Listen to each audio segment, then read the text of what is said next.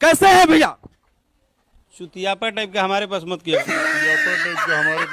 चुतियापा type का हमारे पास मत किया करो। हमको चुतियापा से बहुत नफरत है। क्यों, क्या क्या दिक्कत हो गया? कोई दिक्कत नहीं है, हमको ये सब चुतियापा पसंद नहीं है, ठीक है। इसी चुतियापा के चलते ना दिमाग ऐसे ही बिना मतलब का थी रहता। क्या दिक्कत हो गया है भैया? कोई दिक्कत नहीं है। आपका गाना बज रहा है, गाना बजे ना बजे वो बात की बात है। बघवा वाला वो ये सब गाना बजाना बाद में, ये सब जो हमेशा चुतियापा है ना, जब देखो तब कहीं घुस जाना, ये बहुत गलत बात है।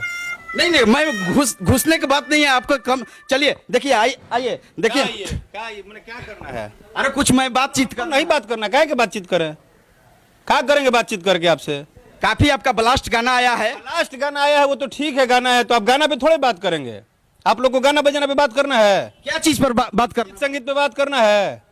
मैं अश्लील के खिलाफ करूंगा। ये नहीं हम जानते हैं। खिलाफ बड़का बुझा रहा है कि आप ही लोग पैदा किए हैं भोजपुरी को और भोजपुरी भाषा को।